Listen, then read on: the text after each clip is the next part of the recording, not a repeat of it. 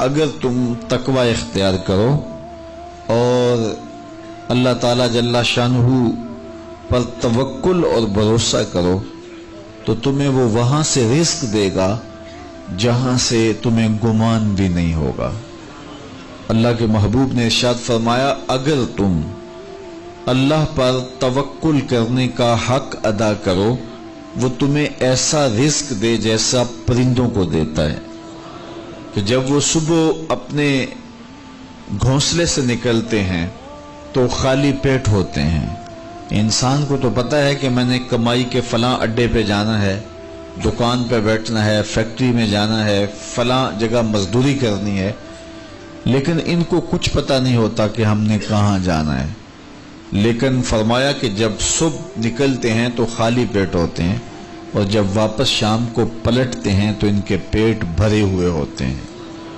پھر جس کی جو ضرورت ہے اللہ اس کو وہ نصیب کرتا ہے۔ سارے پرندے ایک جیسی غذا نہیں لیتے، اسی طرح مختلف جو اللہ تعالیٰ نے مخلوقات پیدا کی ہیں ان سب کی اغذیہ ایک جیسی نہیں ہے۔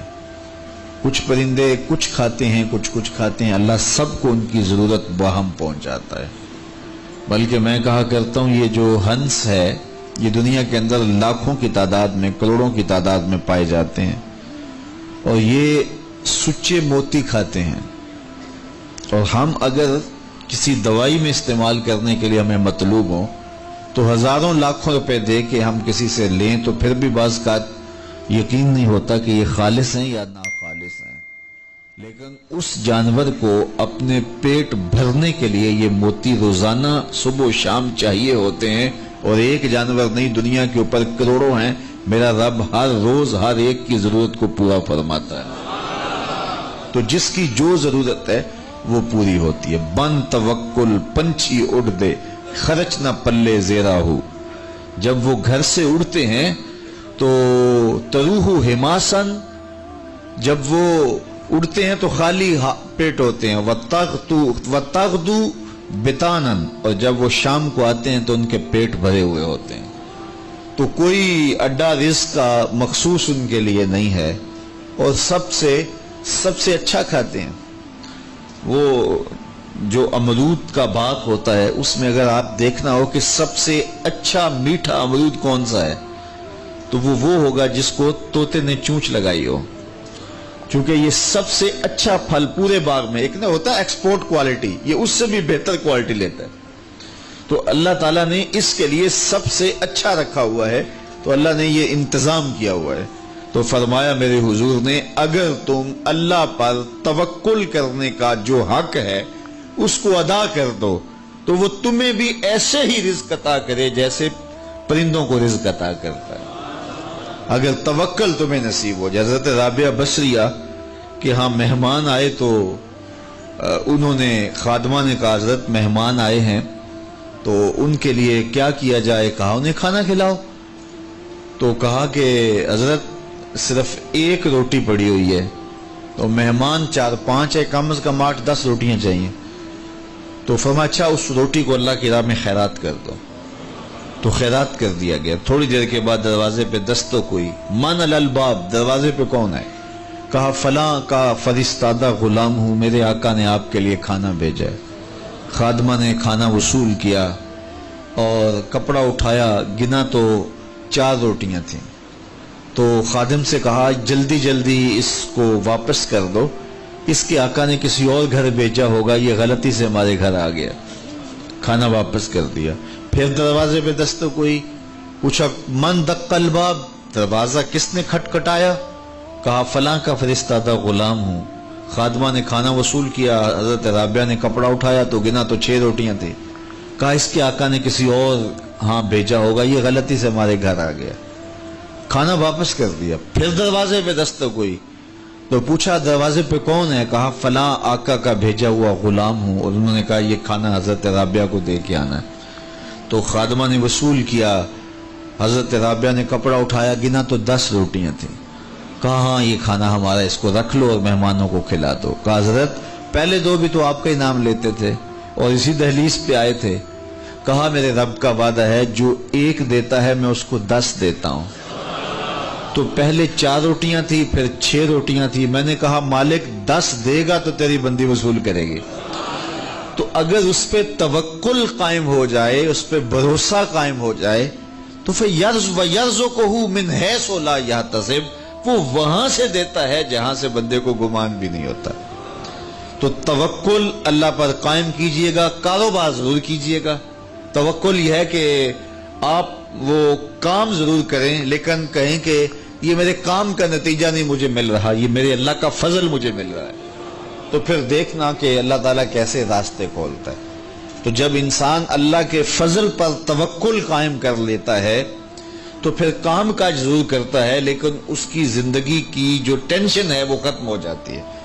بندہ کہتا ہے کہ یہ ہے تو میں کرتا ہوں، تو یہ نہیں ہوگا تو یہ نہیں ہوگا، بس وہ جتنا کر سکتا ہے وہ کرے، باقی چھوڑ دے اس پہ، تو پھر وہ خزانہ غیب سے نصیب فرمائے گا. اچھا، حضور علیہ السلام نے ایک اور چیز ارشاد فرمائی، بلکہ اپنی امت کے لیے دعا دی. اللہم بارک لامتی فی بکورہا، اے اللہ میری امت کے لیے صبحوں میں برکتیں ڈال دے. جو کام صبح کیے جاتے ہیں ان کاموں میں بڑی برکت ہے. جو کام جو ہے وہ دیر سے کیے جاتے ہیں، رات کو کیے جاتے ہیں، دوپہر کے بعد کیے جاتے ہیں، ان میں وہ برکات نہیں رکھی گئی جو حضور کی دعا سے صبح کے کاموں میں برکت رکھی گئی ہے. تو اس لیے آپ اپنے کام کاج میں جو ہے وہ صبح کو اس کا آغاز کیجئے، پھر دیکھنا کہ برکتوں کے قافلے کیسے اترتے ہیں. اس لیے کہ میرے حضور کی دعا کبھی مسترد نہیں ہوتی. اجابت کا صحرا، عنایت کا جوڑا، دلہن بن کے نکلی دعائے محمد صلی اللہ علیہ وسلم. اللہم بارک لامتی فی بکورہا، اے اللہ میری امت کی صبحوں میں برکتیں ڈال دے. تو جو کام صبح کے وقت کیے جاتے ہیں اس میں برکت رکھی گئی ہے. اگر آپ چاہتے ہیں کہ ہم آسودگی حاصل کریں تو پھر اپنے کاموں کا آغاز صبح سے کیجئے. اللہ اکبر، اس کی برکات آپ کو نصیب ہوگی. اور ایک اور بات ارشاد فرمایا کہ جو چاہتا ہے کہ اس کی عمر میں برکت ہو اور اس کے رزق میں برکت ہو، 2 چیزیں جو چاہتا ہے، جو یہ چاہے کہ اس کے رزق میں اور اس کی عمر میں برکت ہو، اور یہ ہر بندہ چاہتا ہے، تو میرے حضور نے فرمایا کہ وہ اپنے رشتہ داروں کے ساتھ سلوک اچھا کرے، صلہ رحمی کرے. بعض اوقات ہوتا ہے کہ وہ رشتہ داروں کا رویہ اچھا نہیں ہوتا. میں آپ کو بتاؤں کہ سب سے بہتر صدقہ کون سا ہے؟ سب سے بہتر صدقہ وہ ہے جو ناراض مفلس رشتہ دار کو دیا جائے. سب سے افضل صدقہ، چونکہ اس میں نفس شامل نہیں ہوگا. بندہ کہے گا آپ شریکوں کو دیں، یہ پہلے ہمارے مخالف اور کھڑے ہو جائیں گے، لیکن وہ کسی وجہ سے وہ ہو مجبور گئے، مفلس ہو گئے. تو جو مفلس مجبور ناراض رشتہ داروں کو صدقہ دیا جائے، اس میں نفس درمیان میں کھڑا نہیں ہوتا، تو وہ صدقہ اللہ کو بڑا محبوب ہے اور وہ سیدھا سیدھا قبول ہوتا ہے. تو جو یہ چاہے کہ میری عمر زیادہ ہو اور میرے رزق میں برکتیں ہوں، تو میرے حضور نے ارشاد فرمایا کہ وہ کیا کرے؟ وہ اپنے رشتہ داروں کے ساتھ اچھا سلوک کرے. صلہ رحمی کی تلقین کی گئی. اس سے آسودگی بھی نصیب ہوتی ہے اور یہ ایک اچھے معاشرے کی تشکیل کی ضمانت بھی ہے، اور اس سے رزق اور عمر میں برکتیں بھی نصیب ہوتی ہیں. اچھے اور صالح رزق کے لیے میں نے کل بھی ایک روایت آپ کے سامنے پیش کی تھی. وہ بھی علماء نے لکھی کہ 2 بھائی تھے، ایک کام کاج کرتا تھا، دوسرا حضور کے پاس بیٹھا رہتا تھا. تو اس نے آ کے شکایت کی کہ حضور یہ میرا بھائی ہے، یہ میرے ساتھ کوئی مدد ہی نہیں کرتا، یہ آپ کے پاس ہی بیٹھا رہتا ہے. تو حضور نے فرمایا کہ شاید اللہ اس کے صدقے سے تجھے رزق دیتا ہو. تو جو دین کے لیے بھائی لگ جائیں، رشتہ داروں میں، اعزاء و اقربا میں، یا ویسے ہی طلباء کے لیے آپ اگر شامل ہو جائیں، تو پھر وہ آپ کے کاروبار میں، رزق میں برکت کا سبب و ذریعہ ہو جائے گا.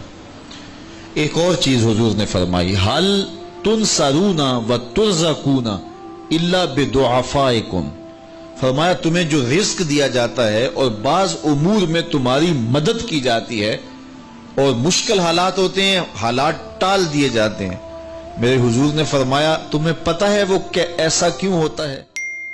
حل تنصرون و ترزقون، تمہیں جو رزق بھی دیا جاتا ہے، بعض اوقات ایسا ہوتا ہے ایک بندہ بڑی محنت کرتا ہے نتائج نہیں ملتے، ایک بندے کی تھوڑی محنت ہوتی ہے لیکن دروازے کھلتے چلے جاتے ہیں، مشکل میں پھنس جاتا ہے، کوئی ایسا سبب لگ جاتا ہے کہ راستے کھل جاتے ہیں، تو بندہ کہتا ہے کہ پتہ نہیں یہ کیا ہوا، تو حضور نے فرمایا کیا جانتے ہو حل تنصرون و ترزقون، تمہاری یہ جو مدد ہوئی اور تمہیں جو رزق کی کشادگی عطا کر دی گئی یہ کیوں ہوئی ہے پتہ ہے؟ الا بدعفائکم، کہا تم معاشرے کے جن کمزور لوگوں کی مدد کی ہے یہ ان کی دعاؤں کا نتیجہ ہے۔